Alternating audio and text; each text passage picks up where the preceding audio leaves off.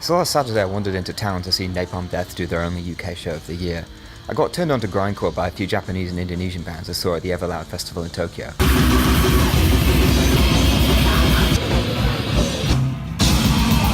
And Napalm Death are probably the most famous progenitors of Grindcore, and they're local to Birmingham, so I thought it would be cool to see the origin of something in the place where it originated. I think one of the fascinating things about a band like Napalm Death is the way they straddle the cultural space between metal and hardcore. Obviously, these two genres have evolved in parallel and take so many influences from each other, and they're basically indistinguishable to outsiders, but I think that on some level, metal and hardcore also kind of repulse each other.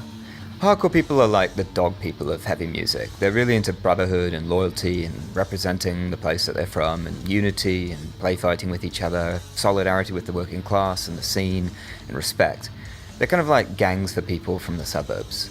Like they had the band Madball opening.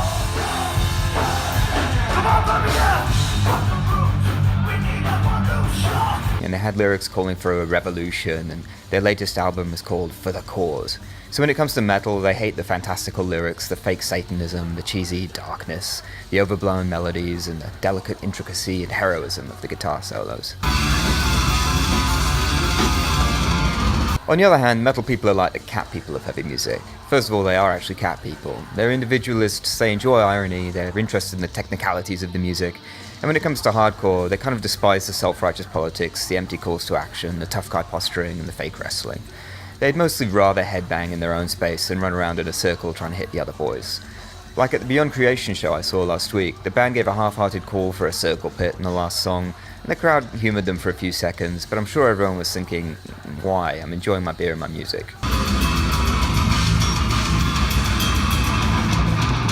Having said that, metal and hardcore guys love each other and share spaces and fans and shows, but at the same time I still think they're kind of turned off by each other's aesthetics, and everyone ultimately knows which side they're on.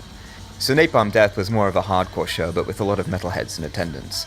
You can tell from their denim jackets with patches of the bands that they're into. Before going, I thought of Napalm Death as more of a death metal band than a punk band, but I guess what really makes Napalm Death more of a hardcore band in the end is that their songs are only like 2 minutes long. So when you've got all that time to fill between songs, and well, what are you going to do? You might as well fill the gaps with egalitarian politics. And that's what we got. We have an album out at present called Apex Predator Easy Meets. It is an album, friends, which at its very foundation recognises human beings as opposed to objects of productivity or objects of profitability. Human beings as human beings, first and fucking foremost. So in the city of Birmingham, where white people are soon to be a minority, in a city that voted to leave the EU, you've got a den full of probably 95% straight white working class men, like some sort of a country club for the poor. And what are all these guys doing together? It's a world where people generally think the fucking same, where people generally look the fucking same, where there is one, at a push, 2 forms of sexual expression. And what a boring fucking world to live in that would be. Listen, one which must be resisted at every fucking opportunity. Well, they're singing diversity anthems. Eyes open, friends, always. Eyes fucking open. To be honest, it's not really that surprising, since the core of punk is pretty much anti-fascism, and it's pretty customary at hardcore shows for the singer to get up and give a speech about equality. Anyway, make of that what you will, but I think the interesting you see in these metal and hardcore scenes is this deep tribalism coexisting naturally with egalitarianism. That's coming. It's obviously important to be loyal to your band, loyal to the scene, and loyal to where you're from, but at the same time you're constantly talking about treating everyone with respect, and that seems to be the uniting ideology of the subculture. And the interesting thing beyond that is that those values in that subculture translate pretty much identically anywhere in the world.